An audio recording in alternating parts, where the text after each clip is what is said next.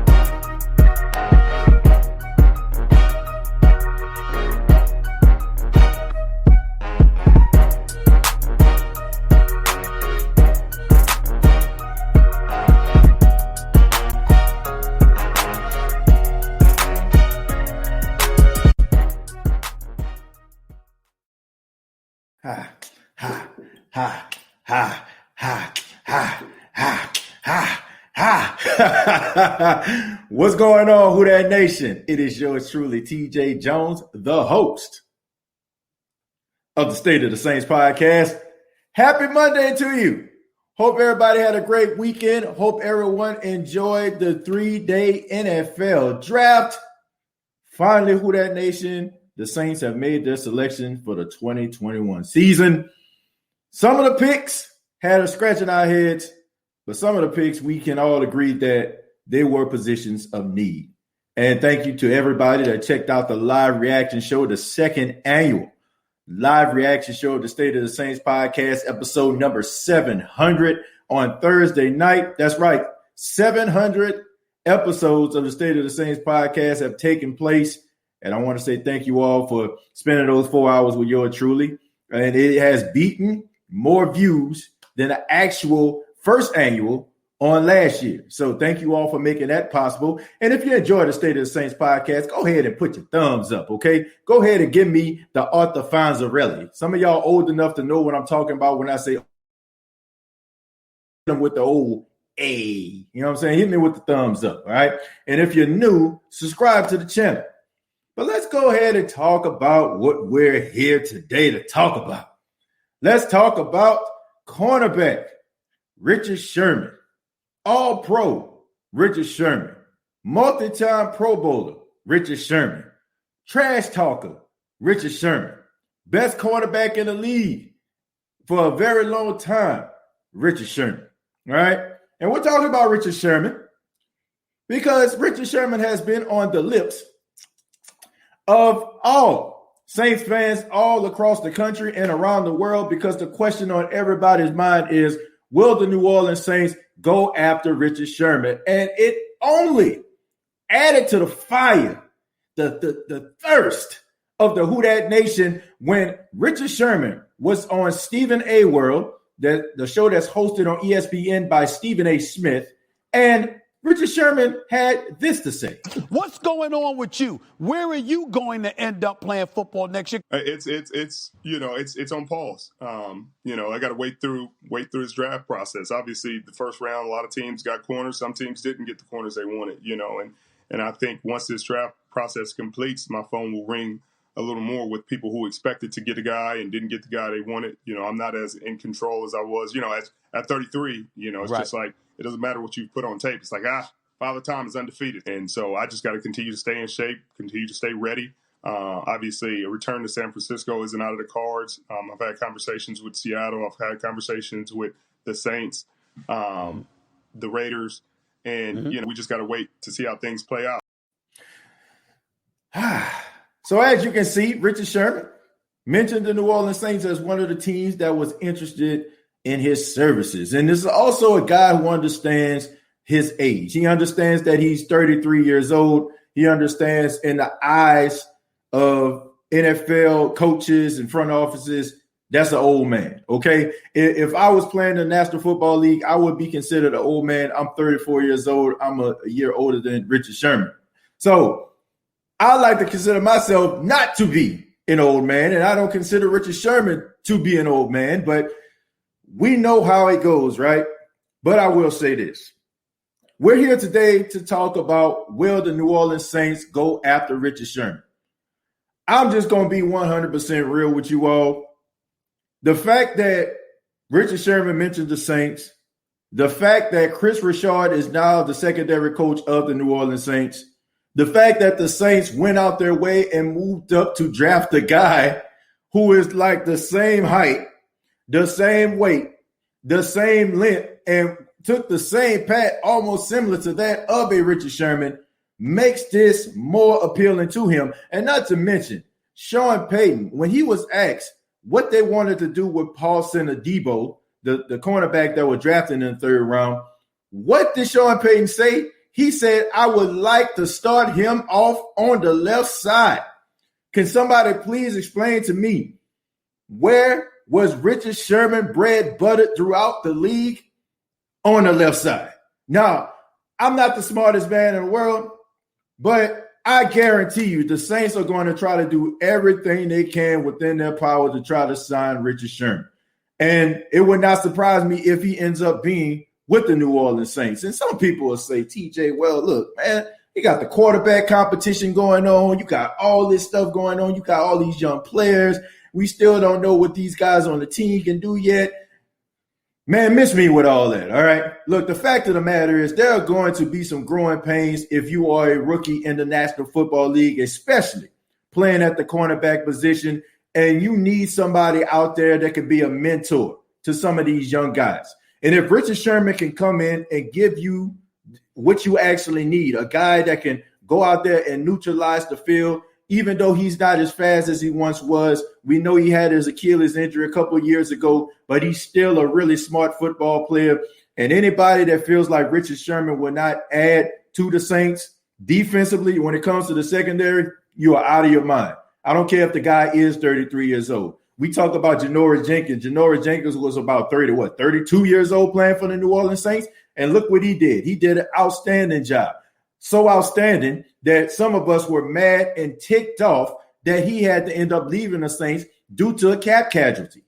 So all these people out here that want to throw, he's 33. Who cares? Do you care about a person's age if they out there balling?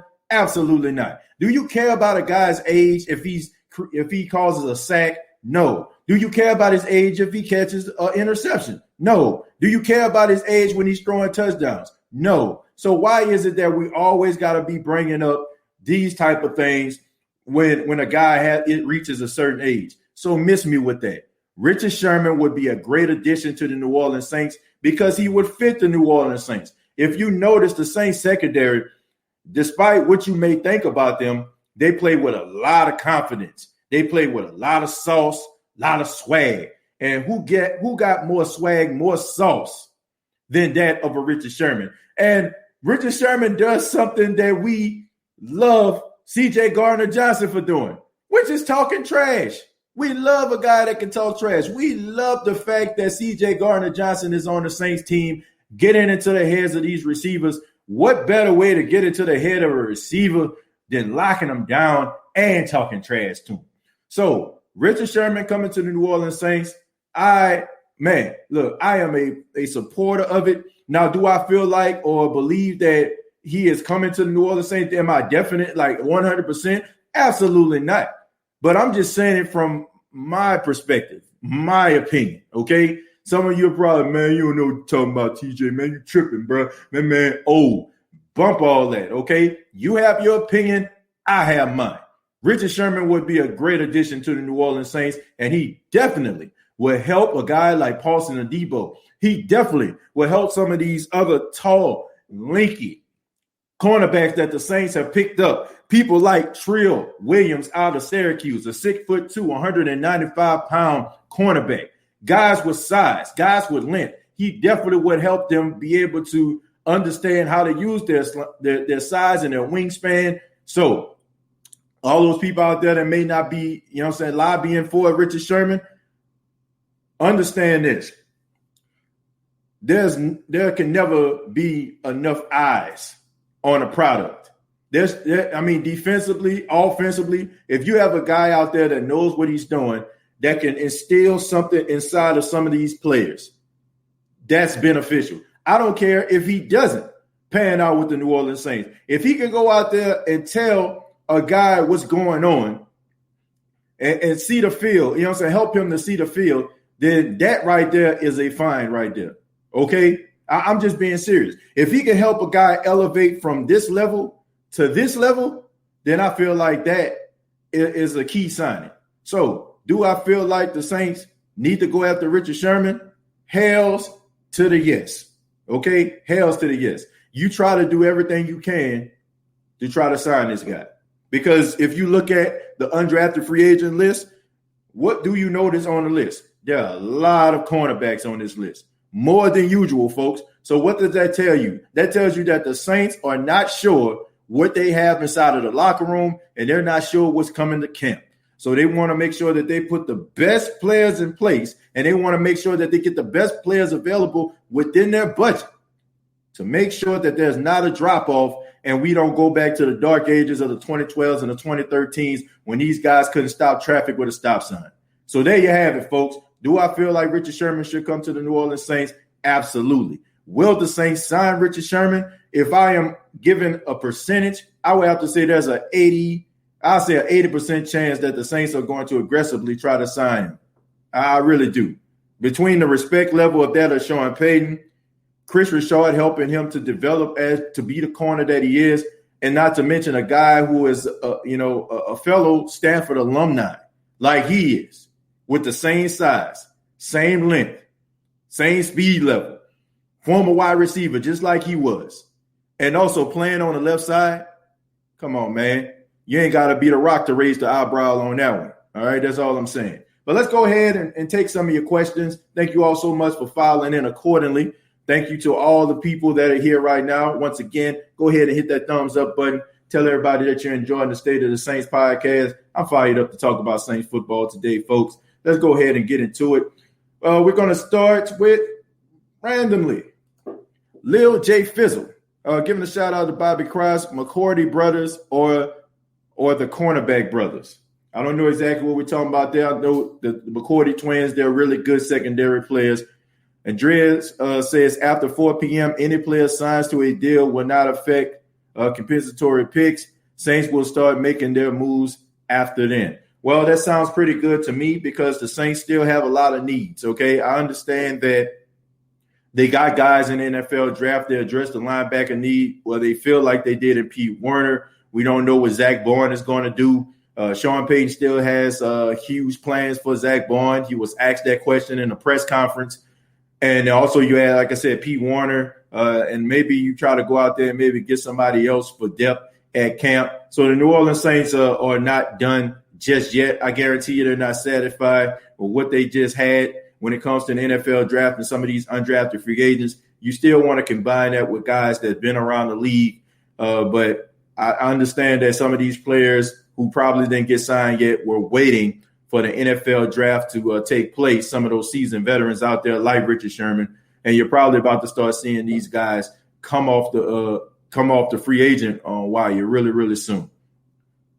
Your next says a Trillion. Yeah, man, his name is a Trillion Williams, a.k.a. Trill Williams. Look, a guy named Trill Williams can play on my team any day, okay? Look, anybody named Trill, I'm going to give him a shot, okay? I'm gonna sign him see what he's talking about. You can't have a name like Trill and can't turn up on the field. Okay, that's I don't know what that is. That's like an oxymoron there. Vaughn says, yeah, could we afford him? Look, I don't know if you just got here, Vaughn, or not, but I played the clip and Richard Sherman was talking on Stephen A. Smith talk show, And he said he understands his position. He understands that he doesn't have the leverage that he once did. This is a guy that understands where he is in his career. This is a guy that understands that he is standing at the crossroads of his career. He doesn't know how many games he has left. He doesn't know how many years of football he has left. And he's at that age where even though the talent is still there, teams might feel, well, I can get myself a younger player that can possibly give me that same type of production. He understands that at this particular role of his career, he's more of a mentor type guy. So I feel like when guys understand that, they're comfortable with that, they are more willing to try to negotiate to see what's the best spot for them, what's the best position for them. And I feel like that's where Richard Sherman is at. So I don't think that Richard Sherman is walking into anybody's room because he actually represents himself. He conducts all his contract negotiations on his own. He's his own representation. I don't feel like he's walking into anybody's office and demanding a substantial amount of money like he's Jalen Ramsey's age and he's in the prime of his career. This is a guy that's on the twilight of his career, and he understands that. So I feel like the Saints would be able to negotiate a contract that is more friendly. This is the same guy with the San Francisco 49ers that signed mostly an incentive-based contract, right? He signed an incentive-based contract. He bet on himself. So if a guy is going to do something like that, what does that tell you about Richard Sherman? He believes in his ability. He believes that if you put some incentives in there, he's going to be able to get them. So this isn't like you're talking about a Jalen Ramsey. This isn't like you're talking about a Tre'Davious White, some of those guys that right now are some of the best corners in the league. He's still one of the best corners in the league, no doubt about it. But he understands his football immortality. So I think the Saints can take advantage of that and cash in on it. Not so much take advantage. That sounds like it's facetious. But I feel like the Saints would be able to negotiate and make it worth his while. I really do. Shelly says, who that baby? We that baby, New Orleans all the way. Let's do this real talk. Shelly, thank you so much for being here. And also thank you for coming back. I seen your review on the State of the Saints podcast Facebook page. I don't know who you said something about somebody threw you off the show. I don't remember throwing you off the show, and if you felt uncomfortable, I apologize with that. This is an open forum. We're here to talk about the New Orleans Saints. This is for the Saints fan that eat, sleep, drink, and, just engulf Saints football. And this is also for the fan that love the Saints but probably just don't know that much about football, and learning. This is a show for everybody.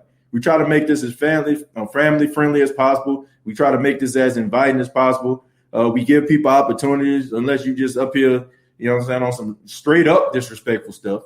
I won't throw you off the show, but thank you so much for being here, and I appreciate it. And if you had a bad experience, I apologize, but welcome back. Primetime says, I think we gonna get Quan back at a good deal. Primetime, that would be a good spot, for the New Orleans Saints, a good opportunity, for Quan Alexander. Look, Quan Alexander is a guy who is extremely talented. But at the same time, Quan Alexander is starting to get a little bit of a reputation for being a guy that's a little bit of a China doll. Now, not a China doll as far as him being soft on the field, but the fact that he constantly gets injured. And, you're going to mess around and end up getting a Sean Lee treatment.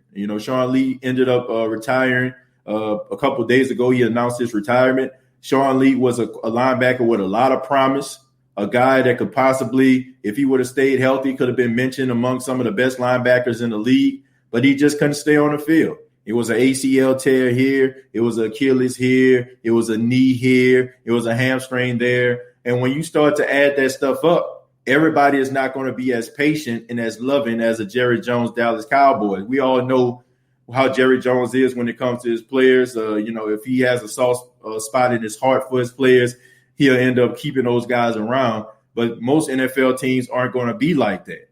And Quan Alexander has to be really, really careful. And it's no fault of his.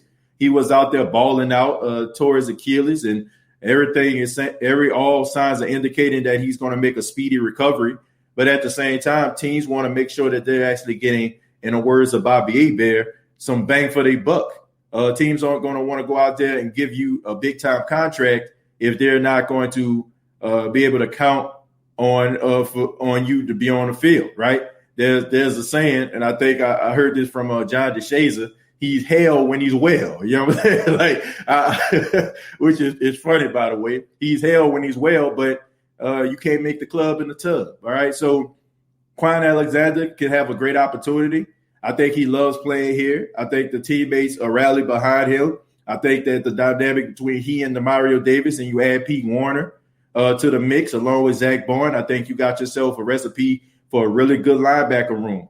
But Quan Alexander, I wish him all the best. Wherever he goes, whether it's the New Orleans Saints or some other team, he has all the tools to be extremely productive for anybody's team. He still has youth on his side.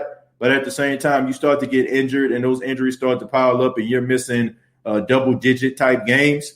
You know what I'm saying? More than 2 or 3 games over the course of your career, teams start to really question should they bring you in.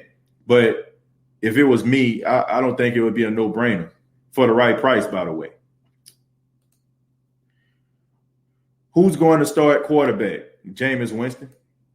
Jameis Winston, to me, is going to start at quarterback. Now, people make some very interesting points. People say some very interesting things, very intriguing commentary, very intriguing statements, make you think, make you put your hand on your chin, you know what I'm saying, and really contemplate. But at the same time, to me, Jameis Winston is going to be the starting quarterback because to me, Jameis Winston is the best quarterback in the Saints locker room right now.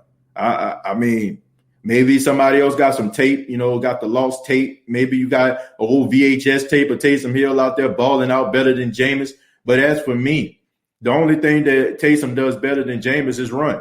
He's faster than Jameis. Jameis Winston, to me, is a better quarterback than both of these guys. Jameis Winston has a larger sample size than most of these guys. Jameis Winston has been in more situations than any of these guys, for the exception of maybe Ian Book when it comes to college football, but it does not matter. It does not matter. You know what I'm saying? I understand that Ian Book went to back-to-back college football playoffs. I understand that Ian Book has been on national TV because he played at Notre Dame and they have the contract with NBC, but he has not played on this level. So for everybody out here that's trying to make the comparisons between he and Drew Brees, he's 6 foot tall like Drew. He has a birthmark by his eye like Drew. He has the arm strength like Drew. He's a gamer. This guy still has to come in. He still has to grasp the playbook, and he still has to adjust to the speed of the NFL. And as far as Taysom Hill is concerned, look, Taysom Hill is a really good quarterback, but Taysom Hill is going to be 31 years old. Taysom Hill, in my opinion, if he would have, let me just say this very, I'm trying to say this and be as kind as I possibly can. If Taysom Hill was everything people would have him out to be, he would have been a starter already. The Saints would have used him as trade leverage. They would have used him as trade bait. They would have used him in order for them to, be able to benefit from it. But instead, they decided to put an offensive package together to keep him around. And I think the Saints like him because he's a matchup nightmare. But I don't think it's so much about the fact that him playing quarterback. People are looking at, he came in and he played quarterback. Look, he came in and played quarterback for 2 simple reasons. 2. I want y'all to understand this. 2 simple reasons. Number 1, because of the pandemic. Because of the pandemic, you didn't have OTAs, you didn't have minicamp, you didn't have, you didn't have opportunity to have Jameis Winston in the building to be able to compete for a backup job. Because I guarantee you, if Jameis Winston would have came in during training camp, they would have had OTAs and minicamp, and he would have been able to grasp the playbook, he would have beat out Taysom Hill. That's number 1. And number 2, which a lot of people try to ignore, these guys negotiate contracts. They negotiate contracts, which means they create these type of advantages for themselves. Sean Payton promised Taysom Hill, upon him re-signing with the New Orleans Saints, that if something was to happen to Drew Brees, he would give him the opportunity. So people will say, well, why Jameis didn't start over Taysom? That's why. It was Sean Payton keeping his promise to Taysom Hill. And here's another simple thing. We know that Sean Payton would ride with something till the wheels fall off. He is going to give a guy an opportunity. He is a man of his word. That is who Sean Payton is. He is a man of his word. We get on Sean Payton because he is too loyal. So Sean Payton gave Taysom Hill that opportunity because Taysom wanted to show that he could play the quarterback position. And that was a condition of his contract. So people are like, man, Taysom Hill, man, Taysom Hill played because that was what was negotiated during the contract signing. It's just as simple as that. It wasn't like he was just so much better than Jameis. It wasn't like so much like he had better arm strength, better ability. And the only reason why people are saying this about Jameis right now is because you actually seen him play. You seen him play for an organization that was struggling. And miss me with that stuff about Tampa Bay winning a Super Bowl, because that is not the same team that Jameis was on. That is not the same front office, and they definitely didn't have the same vision. And if you're saying that the same playing field is the same playing field between Jameis Winston and Tom Brady, please let me know what you've been smoking and what you've been drinking. Tom Brady comes in and he demands respect. You're going to listen a little longer. You're going to go out there and try to make things comfortable for Tom Brady because of who he is. This guy has 7 Super Bowl championships. Are you telling me that you're not going to bend for arguably the greatest quarterback of all time versus a quarterback who you drafted and had some up and down seasons? You're not going to listen longer to Jameis than you are going to listen to a Tom Brady. So all those people out there that feel like Taysom is just the rightful, like, please tell me, what has Taysom done? Like in a small sample size, and I get it, right? Let's give him opportunity. Fine. But what has he done for you to see? For you to actually just like have the courage to just come out here and say that he just leaps and bounds better than Jameis. That's all I want to know. That's all I want to know for the people that feel the difference of opinion. Because I'm not into a popularity contest. Some of y'all into a popularity contest. Oh, he tried hard. You seen how he hurdled over that Tampa Bay player? You seen how he ran down the sideline? You seen how he lowered the shoulder? Look, man, I'm not into a popularity contest. I'm trying to win some damn football games. I don't care if you Jameis Winston from Ghostbusters. I don't care who you are. I don't care if you're Winston Cigarette. If you can go out there and you can ball out, I want you on the squad. Some of us, we fall in love with these players based on the fact of how, how they made us feel at certain moments. So we give them the benefit of the doubt because in the back of our mind, we want them to work out. I want Taysom to be successful because Taysom's success is in conjunction with the Saints' success. But if you're asking me who the better quarterback is, it's a guy who won the Heisman Trophy. It's a guy that won the national championship. It's a guy that was a first pick overall. And it's a guy who went to an organization that as soon as he stepped foot on Tampa Bay's football campus, you know what I'm saying? It was behind the 8-ball. And it was a team that was trying to figure it out in the process of him being their quarterback. So that's my thoughts about it. Not knocking anybody for feeling the same way that they do about Taysom. That's your opinion. But as for me, I just think that it's wishful thinking if you think that Taysom Hill going to beat out Jameis Winston. It's not happening. Not to me, at least. Ghostface, thank you very much for being a supporter of the State of Saints podcast. Said, Jameis to me is like the guy on the couch from Half Baked. I just believe in him. Yeah, like it is. I just believe that a guy can change the narrative. Like some of us don't give guys opportunities to change the narrative about themselves. Like we just automatically just assume that we know about the situation. You know what I'm saying? Like we just automatically know. But let me just be devil's advocate here. What if people wrote us off based on the areas in which we grew up? You know what I'm saying? Like if we really like just bought into what these people actually say about us. I grew up in the Ninth Ward of New Orleans, some of the toughest areas in the Ninth Ward, right? But what if somebody just wrote me off and just like, man, look where he's from, man. He ain't never going to amount to nothing. You know, like, how would that make you feel? That you can't change the narrative, you know what I'm saying, or rewrite the history of what people actually perceive coming from an area like that. What, you know what I'm saying? Like, why can't we give this guy the benefit of the doubt and allow this guy to change the narrative of what people actually think about him? Like, we can't just think that, everything just an easy read. We've seen this guy in Tampa, but we have not seen this guy in the Saints uniform. That's all I'm saying. I just feel like we have to give this guy an opportunity. If he goes out there and he beats out Taysom, I say get this guy an opportunity. I just think that people just want something new and fresh and something that they never seen before, or something that they feel like is the way that the NFL is going. Taysom Hill's ability to do the read option, and we see how successful that is in Baltimore with Lamar Jackson, and we know he has kind of the same level of speed as Lamar, and we look at that and we're like, man, we can do something with that. And sometimes, subconsciously, we start to believe that that's the quarterback that we actually need to start winning football games. But that's not always the case. I trust this coaching staff as far as developing players, because we know for a fact that they know how to develop players. They know how to put players in position to succeed. And I don't think that Jameis would be an exception. And I would go even further. If Jameis Winston don't pan out in New Orleans, I think he should hang it up.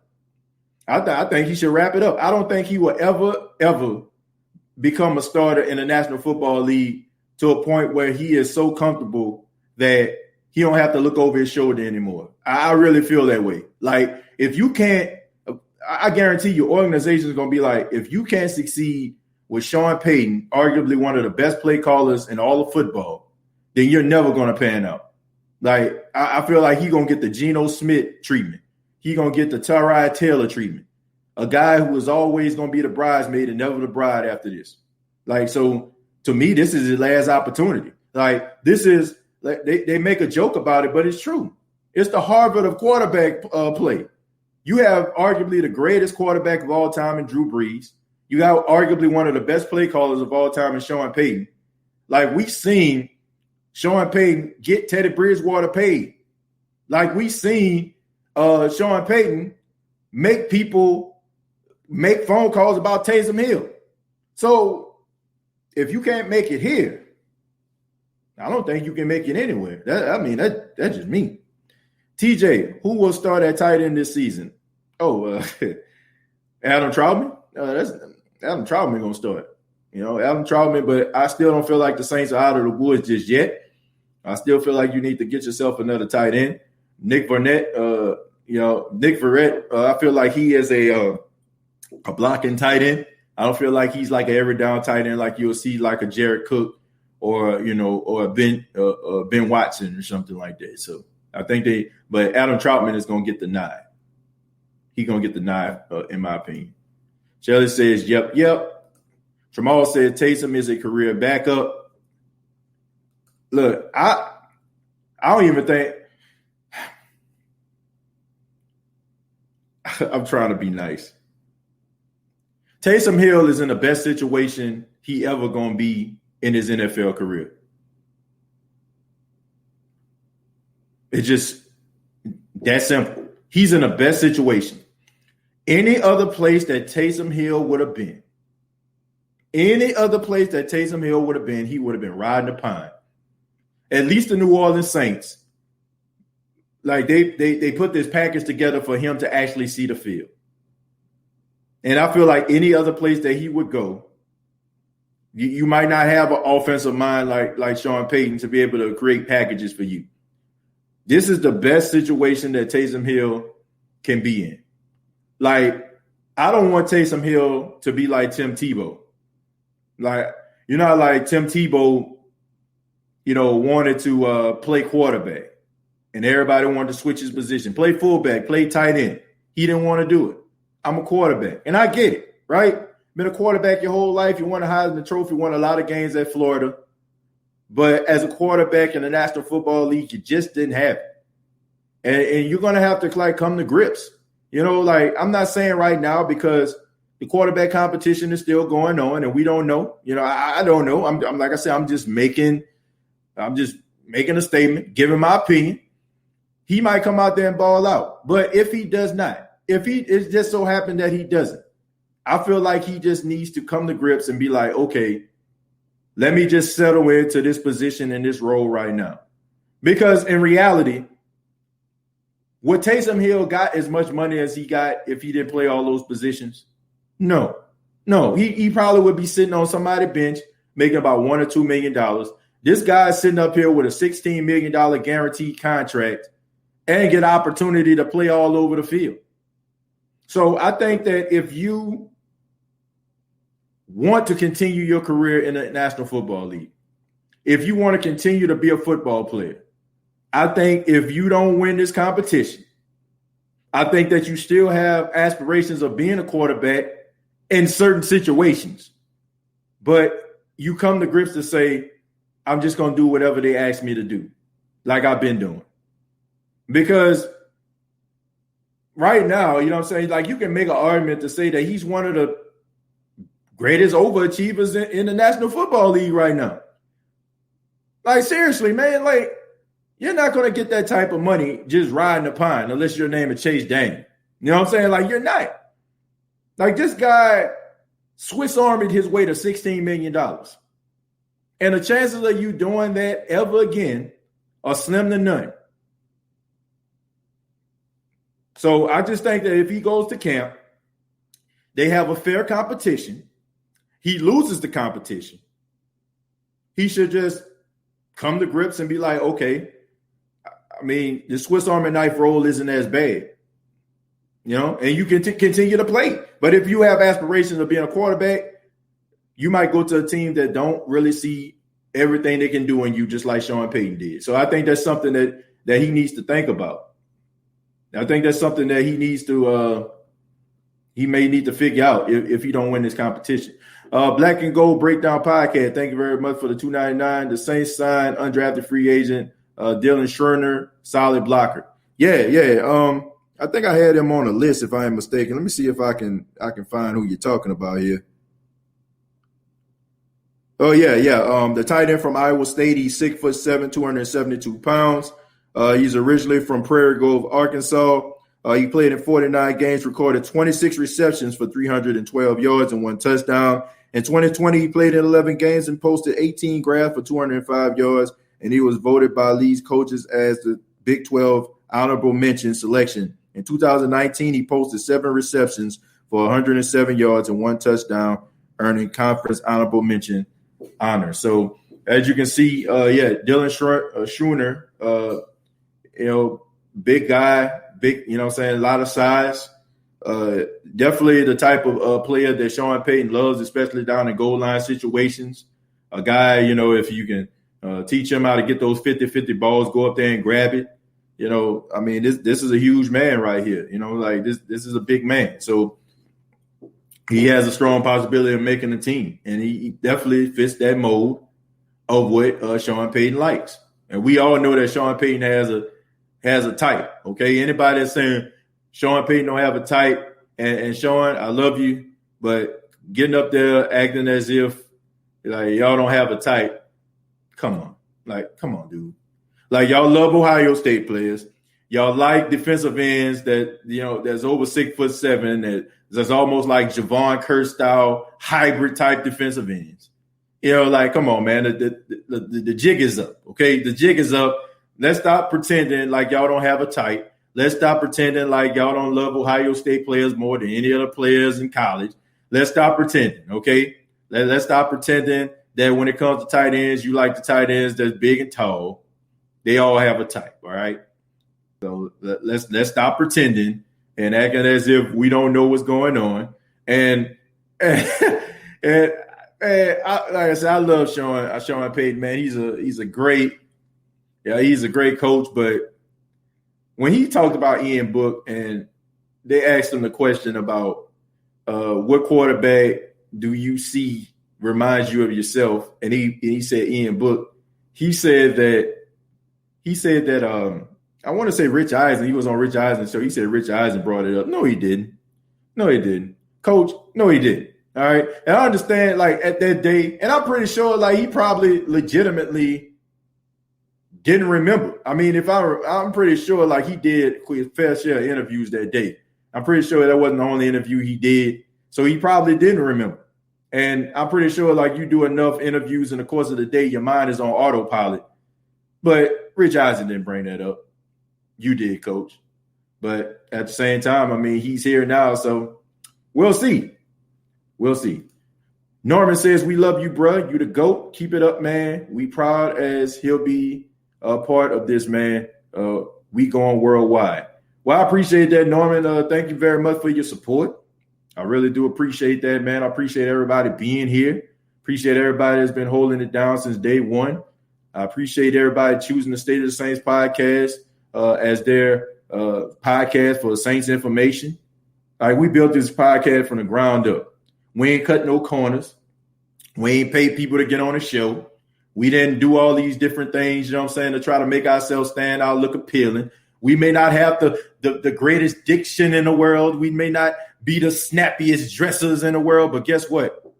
I think I'm one of the best out here. I think we have one of the best podcasts out here. And ain't nobody, I don't feel like, you know, when it comes to like grinding, I don't feel like nobody doing it as hard as me. Maybe I'm being biased.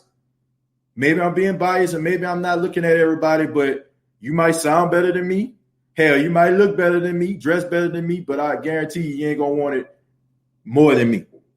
It's just as simple as that. I mean, I don't feel bad about saying that. We built this podcast from the ground up. We started off just doing voiceovers and slideshows. And now we're in front of the camera talking to some of the best and the brightest minds in football. And when we got here through hard work, dedication. Like if you look at me or you look at my podcast or you look at me on Instagram, Facebook, we ain't trying to fake it to make it around here. Okay. I ain't trying to go out here spending $200-$300 for a photo, you know what I'm saying, for a photo shoot to make myself seem important. I'm an everyday, you know what I'm saying, everyday guy who goes to work, take care of his family, married. That's what I do. I'm an everyday guy. All right. And we build this thing from the ground up. And I'm proud of what we built. I say we. I didn't say I built. We built. I'm proud of this. When I get in front of this camera every single day, every single time I do a podcast, I'm proud of what we built here. And you should be proud. Because in reality, we weren't supposed to be at this point. We don't supposed to be talking to people like John DeShazy. We don't supposed to be talking to people like Zach Street. You know what I'm saying? Like, you know, so we did it. And we just getting started. Like we just getting freaking started. We just getting started. We're in a room now, man. Since we're in a room, man, we're going to make the best of it. King Arthur is TJ. What do you think about those corners from Syracuse and Tennessee we picked up? Also, the undrafted free agents that we pick up that you're interested in. Well, you already mentioned them, King Arthur. Number one with Trill Williams, the 6'2", 200-plus pound cornerback out of Syracuse. Big, tall guy, a guy that's not afraid to go up in there and lower the boom. The only thing I'm concerned about him is as far as his movement. You know what I'm saying? Like sometimes he can get beaten coverage. But I think at the same time, like I think that the Saints can actually do something with him. I think that they're starting to get some of these taller guys because they've seen Chris Richard have success with these guys out in Seattle. Okay, we see it how he did with Byron Maxwell. Got Byron Maxwell paid out there in Miami, and it just didn't pan out, right? But I think that the Saints see that they could actually get some of these guys in because they feel like Chris Richard could kind of help these guys be able to utilize their height, you know what I'm saying, and their skills and their wingspan. Also, I want to make sure I'm getting this brother's name correctly, but Bryce Thompson, cornerback out of Tennessee, he's 5'11", 185 pounds. He was a 3-year Letterman starter for the Volunteers. He's from South Carolina, out this way. Nader played 32 career games and 28 starts, recorded 102 tackles, 73 solo, 8 tackles for loss, 2 sacks, 8 interceptions, 19 pass deflections, 2 forced fumbles, and 1 fumble recovery. So a very active college career. As a junior in 2020, Thompson played in 10 games with 8 starts and posted 36 sacks, 27 solo, 2 stops for loss, 2 interceptions, 4 pass defenses, 1 forced fumble, and a fumble recovery. So this guy's been pretty active.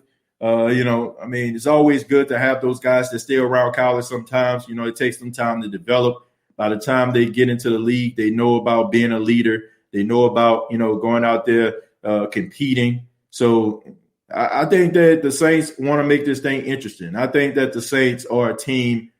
They're not like some of these other teams that try to put a square peg into a round hole. If it don't work, they don't try to make it happen. The Saints want to have a cornerback competition and make sure that they put the best guy on the field. And I'm not mad at that. But I also feel like you have to get yourself a veteran. You got to get yourself a veteran that understands the speed of the game. Sometimes these rookies go through growing pains because they have to get adjusted to how fast the NFL is. So if you can get a guy like Richard Sherman, who's the topic of conversation here today, and you combine that with a young guy that can actually learn from him, then I think that you'll have yourself some success. So, but thank you all so much. The State of the Saints podcast is brought to you by Manscaped.com. Manscaped.com, the official sponsor of the State of the Saints podcast. And I have a promotion for you all. If you go to Manscaped.com and you use the promo code State of Saints, that's all one word, State of Saints, you will save 20% off of your purchase, okay? 20% off of your purchase. And there's something that's coming out really, really soon that I am so happy to announce, man, but it's coming out for Manscaped in a couple of days. So I'm looking forward to telling you all that great news. But check out Manscaped.com. Use the promo code State of Saints. You'll save 20% off. Thank you to all those that have purchased your Manscaped items, helping Manscaped continue their partnership with the State of the Saints podcast. And thank you to everybody that donates to the State of the Saints podcast. I appreciate that as well. Let's see. TJ, I heard you guys, you just talked about having issues with tightness in their hips with change of direction. That can be detrimental when playing receivers who great route runners. Yeah, but King Arthur, that's not something that can't be fixed or adjusted. Like all these guys, they have issues, right? And it's up to these coaches to get these guys in position to win their matchups, to become better players. It's not it's very rare that a player won't come into the league having like some type of limitation. But if you can get a guy that's willing to learn, that can humble himself and don't feel like he has all the answers, then you can have yourself something. And I think that these guys can do it. And if they can't, then no harm, no foul. You go out here and you try to find yourself somebody that can come out there and give you what you want for the time being. And, if things don't work out throughout the season, then you go into the draft and you try to see if you can get better positioning and get yourself a cornerback. And maybe next year you'll be able to get the corner that'll be able to be on that opposite side of the ladder more. So I'm not upset about that, man. But I think that these coaches do a really good job. And I just really feel like Sean Payton just got these guys because he really has a lot of confidence in Chris Richard. And Chris Richard is going to instill a type of swagger and confidence inside of these guys. Him just coming to the New Orleans Saints, I feel like will be the shot in the arm that the secondary has needed. I think the secondary, their confidence level is high, but their technique, is very, very spotty. I feel like you're going to have the confidence and you're also going to have the technique. And if you have that, then guess what? You're going to have yourself a really good defense. Shell says, thank you. Have a great evening. Okay, you do as well. Mr. Bourne says the ball walker 3000, I think, come out. Well, I didn't hear about that. I'm gonna be honest with you. I'm not too sure about that, or is that even a real product? But no, that's not what I'm talking about. But I am looking forward to telling you all about it, man. I just can't, not right now at least. Casual says, I'll make you a deal, TJ. I'll buy a Manscaped product if you make some SOTS merch with those awesome gold letters. Casual Dex, you got yourself a deal, man. Honestly, I'm in a process right now of making merchandise, like consistently making merchandise. The thing about it is I have like different websites that I use, in order to have shirts. And shouts out to people like Chemo and Chanel and people like that, what I'm saying, that purchase casual purchase, people like that, that purchase the State of Saints merchandise. But I want to make sure that for me to roll it out, I want it just to be consistent. Like I don't want to be reliant on someone to be doing these products. And, I want to make sure that they're quality.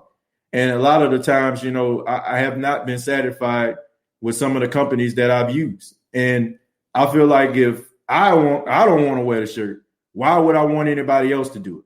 So I'm taking upon myself to personally do them myself. I already got things that I need, the materials. And once that happens, then we're definitely going to have some shirts rolled out. We're definitely going to have some merchandise rolled out. It's going to be affordable. I ain't trying to break nobody down. But at the same time, I want to be able to make sure that if you're wearing SOTS products, I want it to be quality. I don't want it just to be, I'm just trying to make a quick buck. Nah. Okay. Never been like that. Ain't trying to be like that. Even though I understand, the State of Saints podcast, it's a brand and everything like that. I want to make sure that it's a quality brand. So that's the reason why, and I want to make sure that I consistently have that merchandise for you all. But it's coming out really soon. I promise you that. Jeremiah says our team is ready for the 2021 season schedule on next Wednesday evening. Well, I hope so. I hope they are. I think it's going to be an interesting season. I think they'll be ready, man. Buck Crazy said, "What up, TJ? Love the show. Keep up the good work. Go Bucks." Well, Buck Crazy, thank you so much for being here. Congratulations to you all winning the Super Bowl. Hopefully, the Saints can have some of that success this year. We'll see, man. I mean, you all have that huge target on your back. Last year you snuck up on a lot of people, but this year, man, you're gonna get everybody's best game. But you all have a lot of the players coming back. You added some depth, so it's gonna be a very interesting season in the NFC South. LMG Sayal says, "Did you watch the Lattimore arrest video?" No, I didn't. I don't know, man. I'm just kind of getting away from that type of stuff. I just can't watch that, man. I can't remember the last time I actually just sit up there and just watched police video. I just can't, man. Like, I don't know, man. I'm just tired of watching stuff like that. I mean, I heard about it. I heard some things, but no, I didn't watch it. And if you ask me, I don't have any intentions on watching it, I'm just glad that, nothing seriously happened. I understand he got arrested and everything like that, but I mean, he's out. Pretty sure you probably gonna have to sit down a few games, but I'm just glad that, it's not to a point where we're talking about, him going to jail for a long time, Aaron Hernandez type situation. I'm just happy that that's not the case. All right. So that's my opinion on that, but no, I didn't check it out.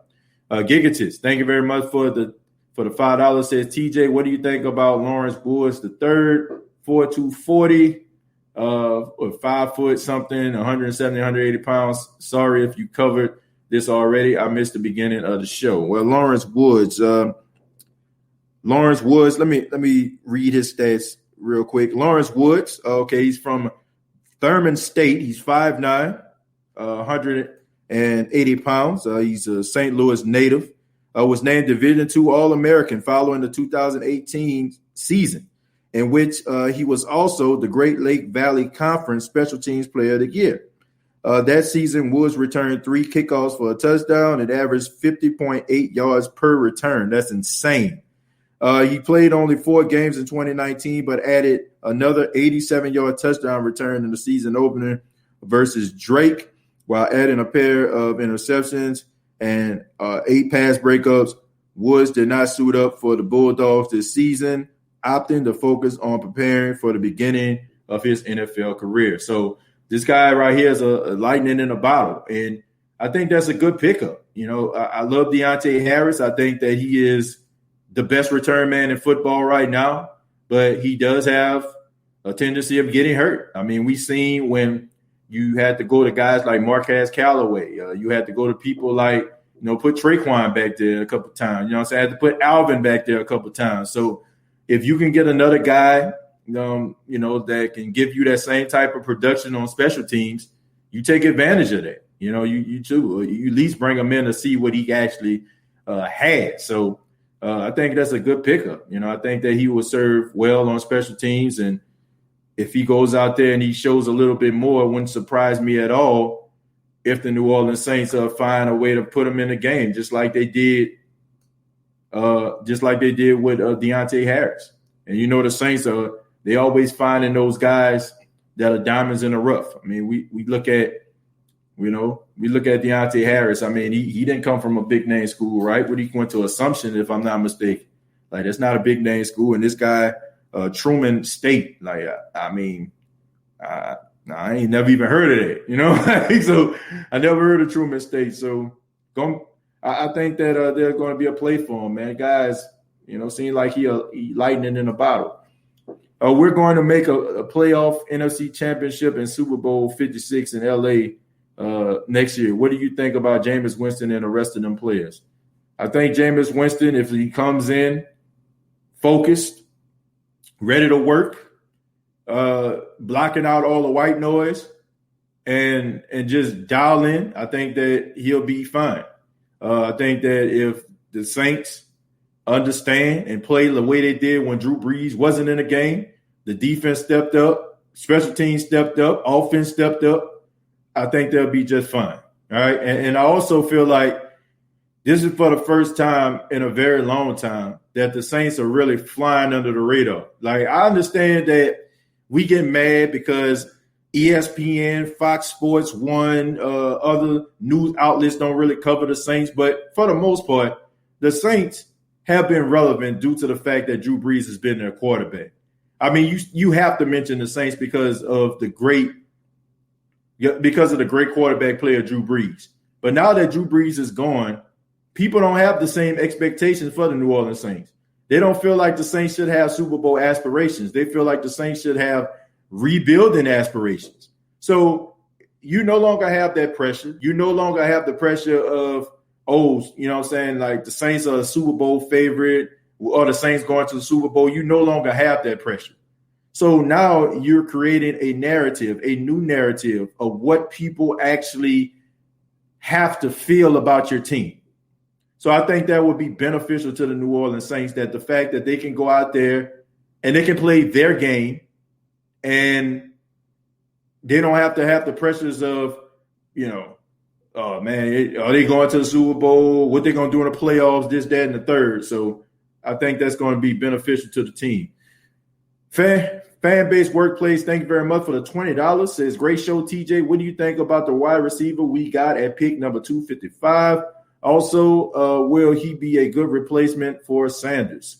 Well, you're talking about Kawan Baker, who came, I think he's about 6'1", 215, and he came out of USA, University of South Alabama, out there in Mobile, Alabama. And I have a few clips of him right here. You can take a look at it. This guy right here, man, he's pretty exciting, man. He's a guy that, to me, he doesn't remind me so much of Emmanuel Sanders. Emmanuel Sanders, to me, is more of a finesse receiver, good crisp route runner. This guy, to me, reminds me just of a bruising type wide receiver. He has a little bit, and he mentioned this, and since he said it, I guess I can see a little bit of Deebo Samuels in you. Like, you see a lot of the plays that he's running, you'll see in these clips. It's a lot of jet sweeps that he's running out there. You okay? I mean, you see the back shoulder fade there, the quarterback threw to him. So, I mean, he has, good ball skills. But a lot of the times I'm seeing him running in between the tackles on the jet sweep, and also just him being in the slot. And I feel like this is something that the Saints have been missing for a while, having that third down wide receiver that you can look to. They tried to do that with Traquan Smith. To me, it just didn't work out. I like Traquan, but I don't think Traquan is as physical as most people that you'll line up in the slot. This guy right here, when you're playing in the slot, you got to be wired a little bit differently. Okay, you got to be wired a little bit differently. You got to be able to, understand that there's a possibility that you can take that big hit. But it don't seem like he's afraid of it. I feel like the Saints can find packages and ways to get him in the game. Right here, man, you see him fighting to try to get into the end zone. So I think that he will be a really good pickup, especially like in third down situations. I feel like in third down, I haven't seen like constant production, a guy that for a fact that the Saints are going to go to on third down since like Willie Snead has been here. So I think this guy can be your Willie Snead. I feel like he can be your Kenneth Stills. I feel like he can be your Lance Moore. And I like the fact that the guy's confident in himself. Like he has confidence. So might be a really good pickup. Might be a really good pickup. All right, we're gonna read a few more and then we're gonna get up out of here. Andreas says Baker reminds me of Deebo Samuels. He has 9 rushing touchdowns last season. Yeah, over 218 yards. I want to say rushing. So they definitely aren't afraid to put him, in those jet sweep situations. He's not afraid of the contact. That last play where you see him try to fight and get into the end zone. I mean, it shows me that this guy is hungry, and I think that the Saints got themselves a dog. So. But, I mean, he still has to go into the training camp. He still has to go out there and prove himself. I mean, he's picked number 255. He wasn't picked number 55. He wasn't picked number 5, right? So still not a guarantee that he's going to make the team. The Saints would have got him on the team regardless because they were going to sign him anyway, as he said. But he has to go out there and prove it. Empty-minded gaming, thank you very much for being a supporter. Says, I think Baker will be a good fit. Yeah, me too. Saints do a really good job at getting guys that fit their system. And, I was thinking about this the other day.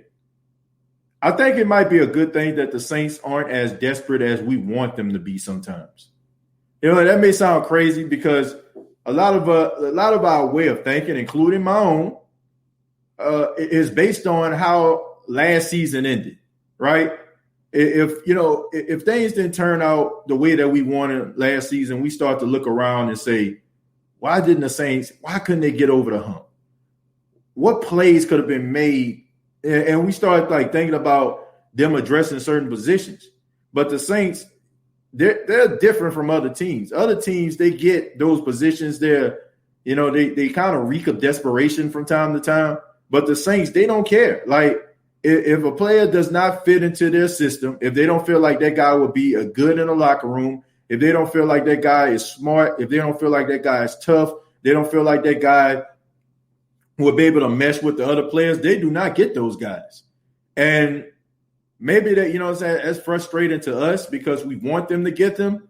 But at the same time, for the last couple of years, they have proven that they're right more times than not. Like we get mad and get frustrated because we want to see them draft the players that we want, the players that Mel Kiper and Ty McShay have talked about, the players that we've seen on YouTube, highlight videos galore. But it's not so much about the highlights. It's about what can that person do when they get to the organization. Because you have to look at it, folks.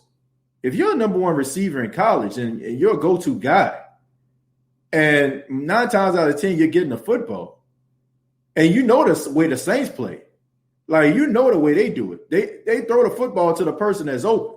They like you have to really humble yourself to be in a Saints offense.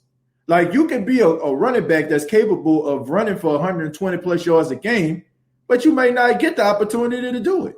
You might be a wide receiver that's capable of averaging, 100 plus yards per game, or, or close to it. But you might not be able to do that because it's running back by committee to a certain extent. It's wide receiver by committee to a certain extent. And you got to be able to humble yourself.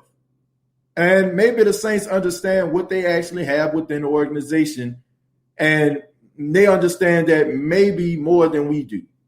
And I guess in some ways I can actually appreciate what the Saints do because like I said, maybe it's good that they're not as desperate.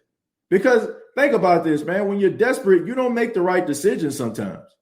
Like you ever been, had to pay a bill or something like that, and like maybe you didn't make the right decision in order to get that money for the bill because you're desperate. You might have, took some money here or took a loan for somebody that, that you don't really trust.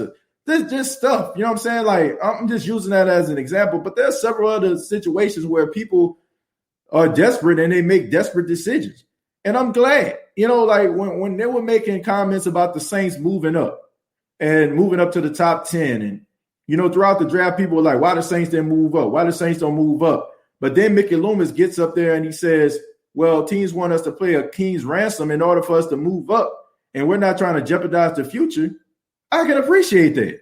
And I think you should appreciate that because it's showing that even though this team needs certain positions filled, they're not willing to jeopardize the future in order to, live in the now, right? And if they're going to do it, they want to do it within reasoning. So for that, I can appreciate it. For that, I can say, man, thank you for that. Because when we're so focused on the Saints drafting a certain player, when they don't get them, we get frustrated, we get angry, like myself, and it's just hard for us to understand the logic. But like I said, 9 times out of 10 for the last couple of years, they've been hitting them out the park. So I can't knock them for that. But I want to say thank you all for checking out the State of the Saints podcast. Thank you so much for being a part of the show. And previous episodes are available on iTunes, Spotify, iHeartRadio, Anchor FM. Also, you can subscribe to the YouTube channel if you have not already, youtube.com. Search The State of the Saints podcast. Also available on social media, facebook.com. Search The State of the Saints podcast. Follow yours truly on Twitter at State of Saints.